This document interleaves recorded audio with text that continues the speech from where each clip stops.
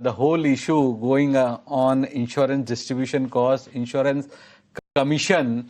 So according to you, what's the right approach, a balanced approach can be adopted? So regulator is also happy, companies are also happy, and policyholders are also happy.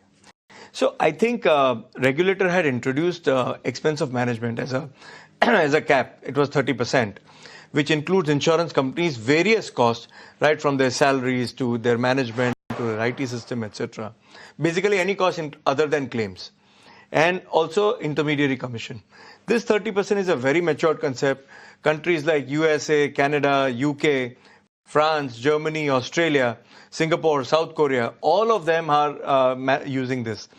There is nowhere in the world I have not heard of that there is some kind of a cap. They are all working on expense of management. See, because there is a transaction between insurance company and broker and client. No insurance company would pay anything extra beyond a point to a broker if he's not adding value. Okay. Second thing, it's a variable cost structure for an insurance company. When a broker closes a deal, then only he gets the insurance So there are talks going on that we see that additional caps or overall UM limit may get reduced. So what impact that may also have? So it will definitely reduce the commission structure. It will impact the services given by a broker or an agent or all. But to understand very, in detail, we should go a little more into detail as to what are the types of intermediaries available.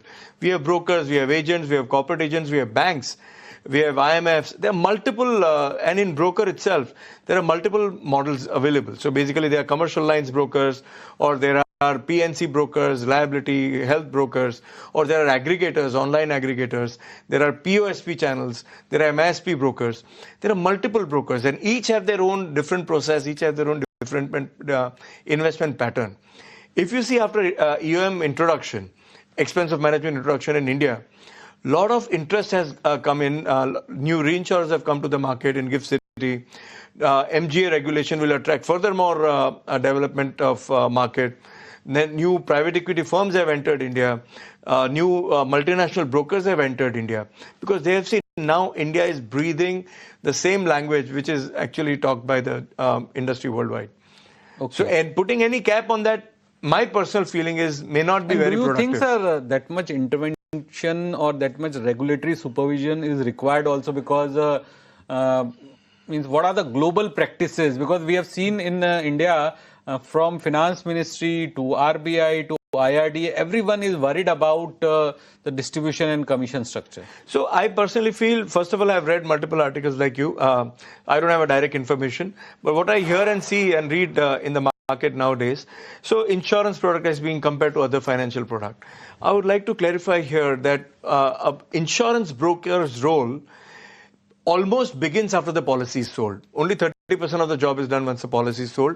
The remaining is entire policy servicing for the entire year. Policy, claims, endorsements. I'll not go into the technical details. But on the other side, any other financial intermediary, their role does not remain so active after besides relationship management. And so it's a very complex subject, insurance as a subject. Second thing, insurance is a contract which is made up of 10-20 pages, and so many times we realize that people are talking about mis-selling. Most of the customers do not read the contract. Probably they don't have the ability or understanding of reading the contract. But mis-selling is definitely, it should be solved and resolved.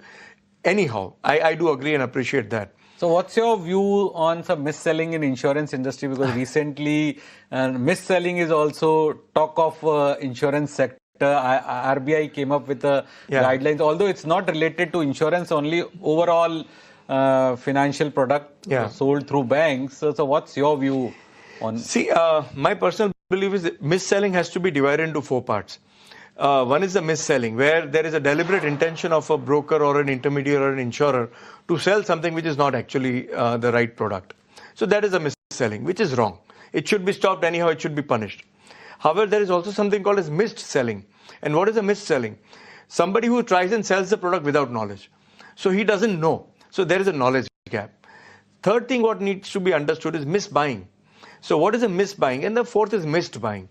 Misbuying is all about, I've bought something for the local language. I bought a health insurance product which is covering hospitalization, and I expect my OPD also will be covered, which is wrong. So that is a misbuying. And fourth is a missed buying. Many a times we recommend the customers to buy a risk cover or a product, but they don't buy it. So that is missed buying.